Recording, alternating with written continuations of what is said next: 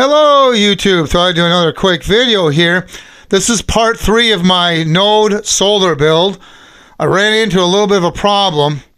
Even though I built a load circuit that keeps this power bank from turning off, even though I made that, and it seems to work until you plug in charging, whether it's a solar panel or a AC wall wart.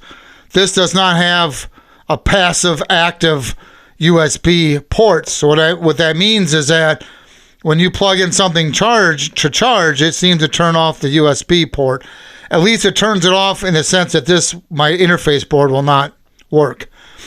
However, it does seem to work with this UV5R Plus plugged into a cable into here, and then if I plug this into my solar panel, then it seems to be okay. But it doesn't like the current draw from my interface board. And I built the load circuit and all kinds of stuff to try to make it stay on. And I'm to the point now, I did get it to stay on, but then sometimes it would turn off, and so I'm not going to take a chance on that. So what I'm going to do is I ordered the cheapest 12 volt lead acid battery I can find online, which is under $20, and I'm going to use it to power this. Now, if you remember, I have that solar panel I did a video about, and this solar controller does have USB ports. So I'm going to use this. It's a 12 volt battery, so this will plug into the solar panel, and then I will hook it up to the battery, and then I can power my interface board off this USB or the radio, or for that matter, I could hook up the radio to a battery eliminator and hook it direct to the battery and not even use the USB ports on here. I'll still need them for my interface board. So I'm going to be doing something like that. Is my plan, and I do have a battery eliminator for this.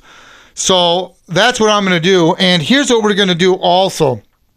I have some float switches here, okay? So my plan is, here's what I'm going to do. Here's a float switch. Let's put you on pause. Let's go out there and take a look at the node. I'm going to show you what I'm going to do here. Okay, so now my plan is, if you can see through here, I have a flood switch, or a float switch, I should say, way out there. So what I'm going to do is I dug up where that wire's at, right in here.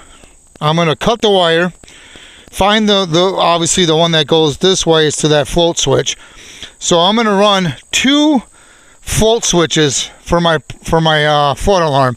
I'm going to take this container, we're going to cut the bottom off, we're going to put a whole bunch of holes in it, we're going to put it in this hole. Then what I'm going to do is I'm going to mount this one float switch inside this bucket, and the wire will come through that's hooked up to the other float switch, and this is going to run over to here. I'm going to have 2 wires going into my node, my solar node. One will be, it will play 2 different MP3 files. It will play the first one, this will be like zone 1, and when the water gets up to here, this will be zone 2. We can use that little float switch. This one right here is a little bit better float switch than that one, but this one will work.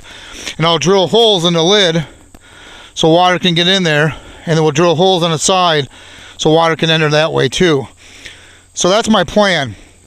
There's going to be 2 zones, and I'll play 2 different MP3 files. And then I'll have the solar hooked up with that lead acid battery in there, with that UV5R Plus, and as long as this is close enough in repeater range, this will play over my repeater. I'll program the radio to my repeater frequency, and it will play over the repeater. So that's what we're going to do. So I got some PVC pipe. I got to run some pipe, bury it all, get the switch mounted, but we'll give you an update on that when I get that far. So there you have it. So the USB, you might be able to buy a USB cell phone power bank that's always on, but you're going to have to really read the descriptions that are out there. That's possible. You might be able to do that. I'm not going to monkey with it. I'm just going to put a lead acid battery with that solar controller, and we're going to mount that on here, and this is going to power my flood alarm like I did a video on about a month or so ago.